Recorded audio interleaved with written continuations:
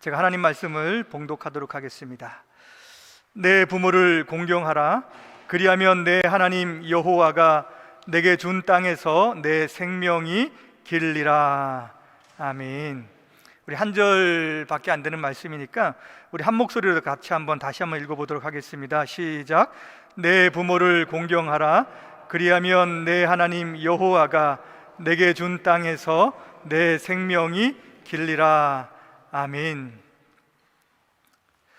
오늘은 어버이 주일입니다. 내 부모를 공경하라 라고 하는 제목으로 하나님의 말씀을 증거하도록 하겠습니다.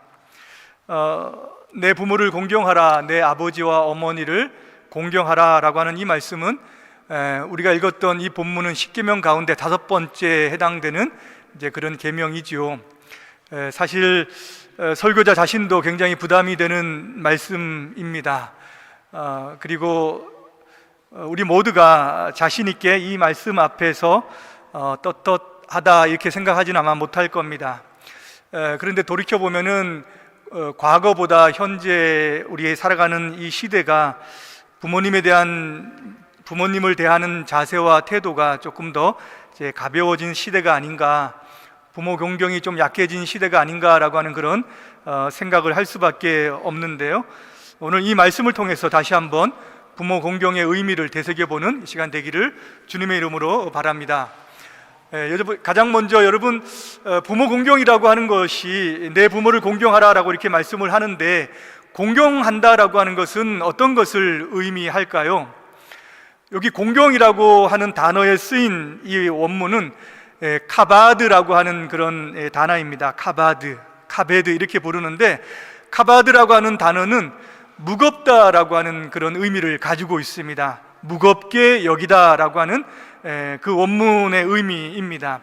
무게를 든다라고 하는 이런 의미에서 뭔가를 존중한다, 또 하나님 앞에 영광 돌린다고 할 때도 구약에서는 동일한 단어를 사용하고 있고, 또 우리가 읽고 있었던 이 공경한다라고 하는 의미도 이렇게 확대가 됩니다.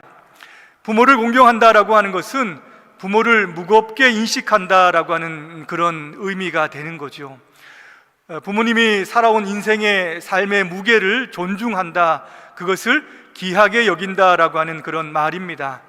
그분들이 살았던 그 모든 삶의 경험과 그 경륜들을 다 무게 있게 생각해 드린다라고 하는 의미가 있는 거죠.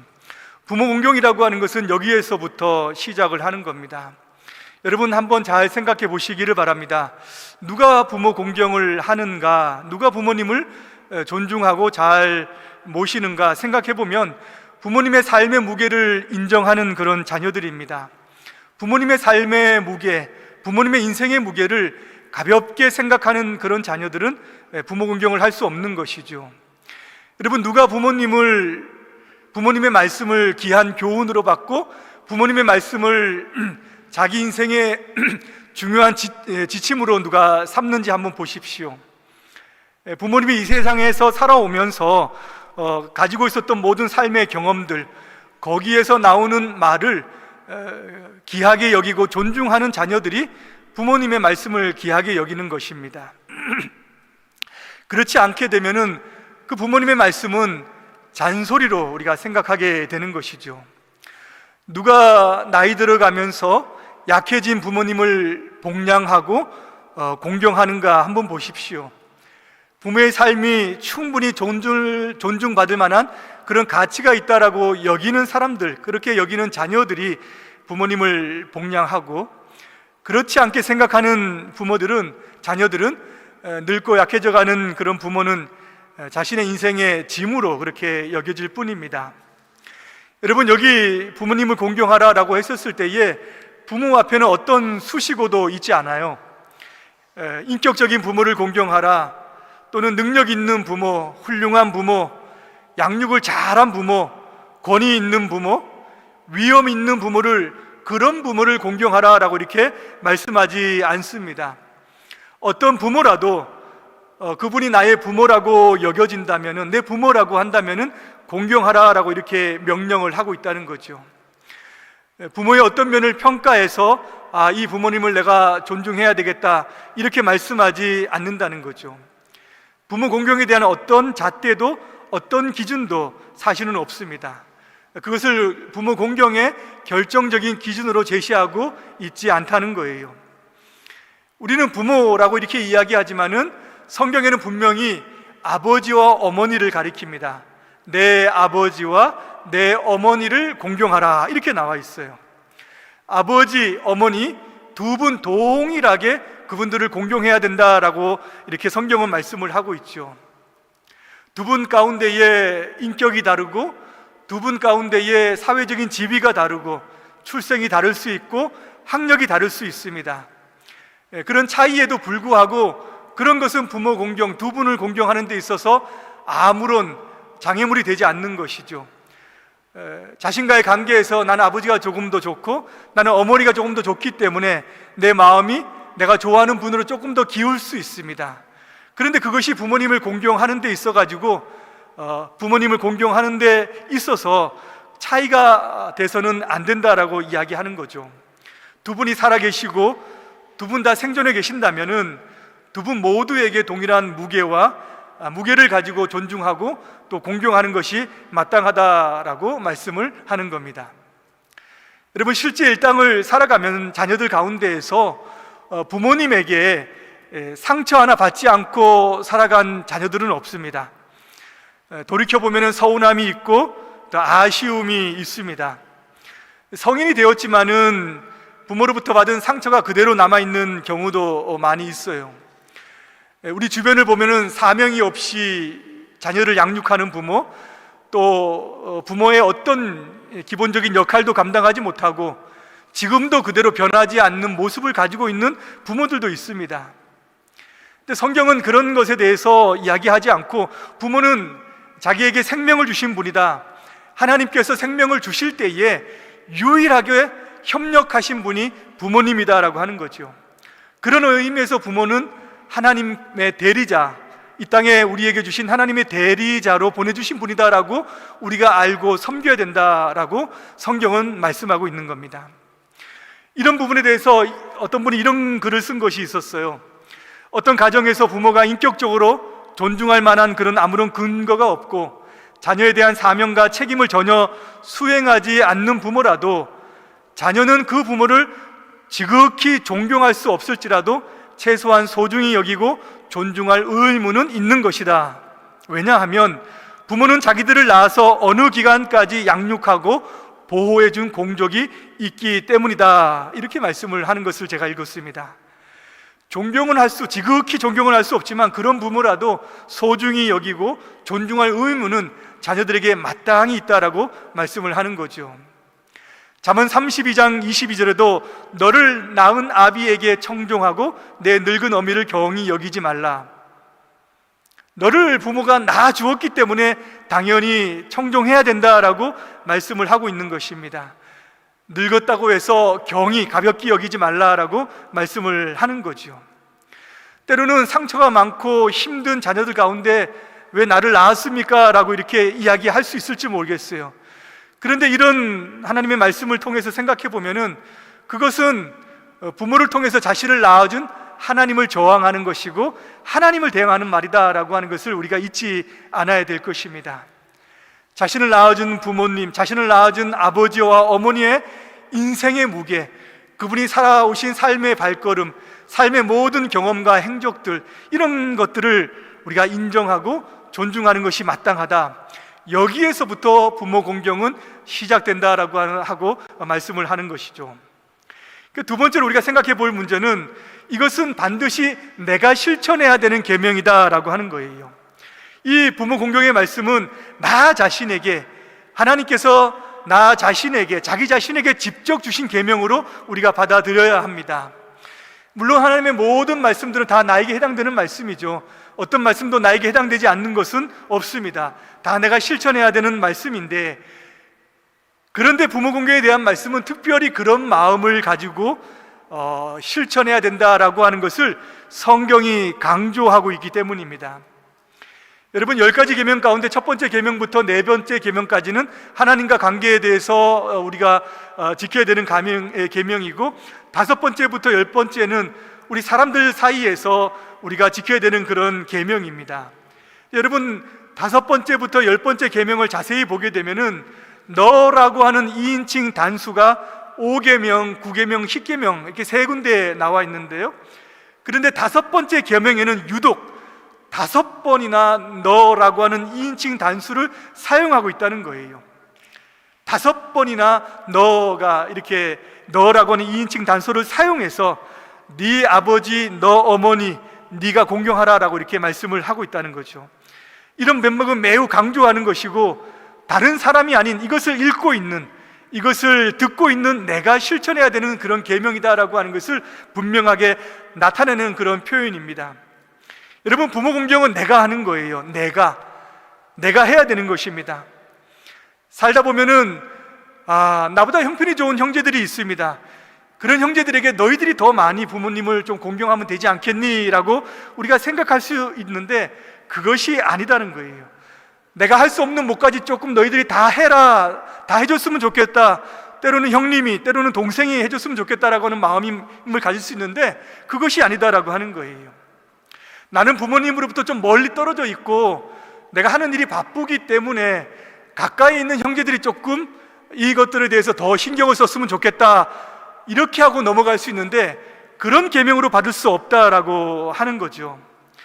나는 교회를 다니고 하나님을 섬기는 데 너무 많은 에너지를 쏟고 또 그런 일들에 바쁘니까 여유가 있고 또 시간이 나는 너희들이 조금 더 부모님을 모시는 것이 옳지 않겠니? 라고 생각할 수 있다는 거죠. 때로는 부부 가운데 남편이 아내가 내 시부모를 조금 더 존중해주고 조금 더 사랑해주고 조금 더 모셨으면 좋겠다 라고 하는 것으로 내 부모 공경을 대신하고 싶은 마음이 있기도 하고요, 때로는 아내가 남편이 처가 식구들 또는 처가 부모님께 더 많은 사랑을 쏟고 나보다 더 잘했으면 좋겠다라고 하는 그런 생각으로 그 마음을 떠넘길 때가 있다는 거예요. 근데 오늘 말씀을 보면은 그렇게 해서는 안 된다는 거예요. 누가 내가 부모를 공경하는 것을 대신할 수 없다라는 말씀을 하는 겁니다. 누가 어떻게 하든, 형제들이 형편이 있든 시간이 있든, 그들이 주님을 잘 섬기고 여유가 있든 어떤 형편에도 불구하고 부모 공경을 하는 것은 내가 해야 된다는 거예요. 어떤 형편에 있든지 나에게 주신 계명이라고 내가 받아야 된다는 겁니다. 왜 이렇게 강조를 하는 것입니까? 내가 내 손으로 부모님을 공경하지 않으면 언젠가는 내가 후회하고 뜨거운 눈물로 하나님 앞에 회개할 날이 오기 때문입니다. 이 계명이 다른 계명과 차별되는 것은 지킬 수 있는 기간이 정해져 있다라고 하는 점이에요. 모든 계명들은 우리가 하나님 앞에 서는 날까지, 이 땅을 사는 날까지 다 지켜나가야 됩니다. 그런데 부모 공경에 대한 계명은 부모님이 살아계시는 동안만 지킬 수 있습니다. 한정적인 기간만 우리가 지킬 수 있다라고 하는 거예요. 부모님이 이 땅에 계시지 않으면, 존재하지 않으면 더 이상 이 계명은 우리가 지킬 수 없는 그런 계명이 됩니다.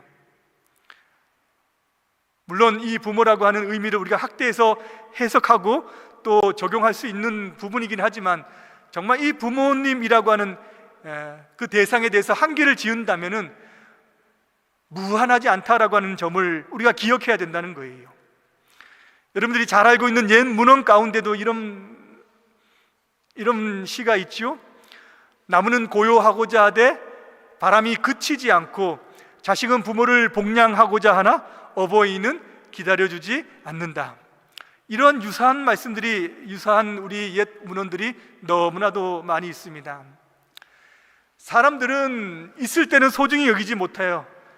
굉장히 중요하지 생각하지 못하다가 잃어버리고 나서, 내게 없고 나서 후회하는 것들이 많이 있습니다. 근데 생각해보면 그 중에 많은 것들은 또 살아가면서 회복할 수 있는 것들이 있어요. 건강을 잃어버렸다가 회복할 수도 있고, 재산을 잃어버렸다가 회복할 수도 있고, 또 관계도 잃어버렸다가 다시 회복할 수 있습니다. 그런데 부모님 공경하는 것은 회복할 수가 없다는 점이 다르죠. 부모님이 돌아가시고 나면은 다시 효도하고 싶어도, 내 형편이 나아져도, 내가 여유가 있어도, 내가 능력이 있어도, 이제 내 마음이 끓어오려도 더 이상 할 수 없는 것이 부모 공경이다, 이렇게 성경은 말씀합니다. 그러니 다른 사람이 아니라, 다른 생각이 아니라 내가 해야 된다, 네 손으로 직접 해야 된다라고 주님께서는 말씀하십니다. 부모님 살아계실 때 내 마음과 뜻과 정성을 다해서 부모님을 공경하시고 정성을 다해서 살아가시는 여러분 되시기를 바랍니다. 하나님의 명령이고 하나님의 뜻인 것으로 여러분 받아주시기를 바라요. 여러분, 이 계명이 독특한 것은 무엇이냐? 이 하나님의 부모 공경에 대한 하나님의 계명은 하나님의 축복이 담겨져 있습니다. 이 축복이 담겨져 있는 이 약속이 있다라고 하는 점에서 다른 계명과는 좀 달라요. 내 부모를 공경하라, 그리하면 내 하나님 여호와가 내게 준 땅에서 내 생명이 길리라, 이렇게 말씀을 합니다. 오늘날 같이 사람들이 오래 살고 의학이 발달하고 이제 그 이제 평균 수명이 늘어난 시대에는 잘 와닿지가 않습니다. 내 생명이 길다라고 하는 것이 이렇게 와닿지가 않아요. 왜냐하면 거의 다 비슷한 수명을 살아가고 있는 것처럼 느끼기 때문이죠. 그런데 모세가 이 말씀을 전하는 그 당시만 해도 그렇지가 않았습니다. 여러분, 성경에 살았던 사람들의 평균 수명을 보게 되면은 노아 홍수 전까지는 굉장히 오래 살았어요. 무드셀라 같은 사람은 969세까지 살았습니다. 근데 노아 홍수 이후에 수명이 줄어들지요. 줄어들다가 이제 아브라함 시대 때부터 한번 쭉 보게 되면 아브라함은 175세를 살았고요, 그의 손자 야곱은 147세를 살았고, 모세는 120살, 그 다음에 여호수아는 110살까지 110살까지 산 것을 우리가 봅니다. 그래도 이제 100살 이상을 살았는데 그 이후의 평균 수명을 보게 되면, 특별히 남유다 왕들의 이렇게 평균 수명들을 쫙 보게 되면은 44세가 평균 수명이었어요. 44세. 다윗 왕을 제외한 가장 오래 산 왕이 66세까지 살았습니다. 평균 수명이 66세가 최장수했던 나이였다는 거예요. 여러분, 왕이 이 정도니까 왕은 잘 먹고 뭐 이렇게 옆에서 관심 있게 보살펴 주는 사람이 많지 않습니까? 왕이 이 정도 살았다면은 일반 백성들은 더 수명이 작았던 것으로 우리가 생각할 수 있는 거죠. 평균 수명이 구약 시대의 남자는 약 40세 이렇게 보고요, 여자는 약 30세 이렇게 봅니다. 그 위에 조금 넘어가면 로마 시대에도 아이가 태어나면은 1년 동안 살 수 있는 평균 확률이 46%, 그리고 나면은 평균 수명이 약 32세 정도였다는 거예요. 60세를 넘어가는 사람은 약 4% 정도, 4%가 60세에 넘어갔다는 거예요. 그러니까 이 하나님의 말씀 가운데에 내가 내게 준 땅에서 내 생명이 길리라 라고 한다고, 장수한다라고 하는 것은 굉장히 큰 복을 받은 거예요. 마을 가운데에 장수하는 사람이 있으면은, 야, 저 사람은 정말 복 받았구나 라고 이렇게 생각하는 거죠. 왜냐? 아무나 오래 살 수 없기 때문에, 정말 하나님의 주신 복이 아니면은 장수할 수 없기 때문에 이것이 복이다라고 느껴지는 것이 분명했을 것입니다. 단지 생명만이 긴 것이 아니에요. 신명기 5장 16절에 보면은 모세가 다시 한번 이 말씀을 반복해서 이야기하는데 이렇게 이야기를 합니다. 내 생명이 길고 복을 누리리라, 복을 누리리라 라고 말씀하는 거죠. 잘 될 것이다 라고 이렇게 이야기하는 겁니다. 오래 살 뿐만 아니라 모든 일들 가운데에 복을 누리면서 살아가게 될 것이다 라고 이렇게 약속을 하고 있다는 거예요. 원하는 만큼의 물질적인 번영은 아닐지라도 마음이 평안하고 가정이 화목하고 형제들이 우애가 돈독하고 큰 우환이 없으며 즐겁고 감사함으로 살아가는 그런 삶을 누린다고 한다면은 그건 이제 복받은 것이죠, 맞죠? 오늘날 우리 부모들이 아이를 잘 키우려고 합니다. 아이들에게 좋은 교육을 시키려고 해요.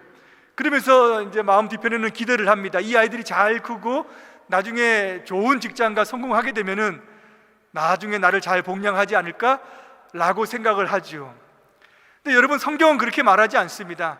아이들이 잘 커서 나를 복양할 것이다 라고 이렇게 이야기하지 않고, 네 부모를 잘 공경하면, 네 아버지와 어머니를 네가 잘 공경하고 받들고 모시면은, 그들을 잘 섬기면 너의 노년이 복받을 것이다 라고 하는 것이 하나님의 논리이고 하나님의 말씀이고 하나님의 약속이다 라고 하는 거예요. 부모를 공경할 때에 이러한 복이 우리들 가운데 있다라고 주님께서는 약속하고 있는 겁니다. 근데 반대의 경우에 대해서도 주님께서는 말씀해요. 성경을 보게 되면은 부모를 잘 공경하고 섬겼을 때 이런 축복과 은혜가 있지만은 반대의 경우도 분명하게 말씀합니다. 부모를 공경하지 않고 불순종하며 부모에 대한 죄를 지었을 때에는 엄한 형벌이 있을 것이다. 출애굽기 21장 15절은 자기 아버지나 어머니를 치는 자는 반드시 죽일지니라 라고 말씀을 하고 있고요, 출애굽기 21장 17절에는 자기 아버지나 어머니를 저주하는 자는 반드시 죽일지니라. 신명기 21장 18절 이하에는 부모가 징계하고 부모가 훈육함에도 불구하고 그 자녀가 부모에게 불순종하고 말을 듣지 않을 때는 돌로 쳐서 죽이라 라고까지 명령을 하고 있습니다. 부모를 거역하고 부모를 대항하는 죄는 하나님을 대항하는 것과 같은 그런 큰 형벌에 해당한다라고 말씀을 하는 거지요. 하나님을 대항하는 것과, 그래서 하나님께 벌을 받는 것과 동일한 형벌을 받을 것이다라고 말씀을 하고 있습니다. 이것은 무엇을 말하는 것입니까? 부모님의 권위와 하나님의 권위 결코 작지 않다라고 하는 것을 여기서 이야기하는 것이죠. 말씀을 맺도록 하겠습니다. 여러분, 십계명은 하나님 사랑과 이웃 사랑으로 요약이 되는 것입니다. 실천해야 될 가장 가까운 이웃이 누구입니까? 가족 가운데 있는 우리 부모님이다라고 하는 거예요. 내 아버지, 내 어머니, 가장 내가 사랑하고 또 하나님의 사랑을 받아서 이웃을 사랑해야 될 그런 대상이다라고 하는 겁니다. 부모님을 공경하고 부모님을 사랑하는 여러분의 삶이 되기를 주님의 이름으로 축복합니다. 기도하겠습니다. 하나님 아버지, 가정이 깨어지는 우리 시대를 살아가고 있습니다. 부모님과 자식의 관계가 틀어지고 험악해지는 그런 시대를 살아가고 있습니다. 오늘 말씀을 통해서 특별히 부모 공경의 의미를 되새겨보고 살아갈 수 있도록 하나님 인도해 주시고, 이로 인해서 하나님으로부터 받는 큰 복을 누리며 살아가는 우리의 시대, 우리의 형편, 우리의 삶이 될 수 있도록 하나님 인도하여 주옵소서. 감사드리며 예수님의 이름으로 기도드리옵나이다. 아멘.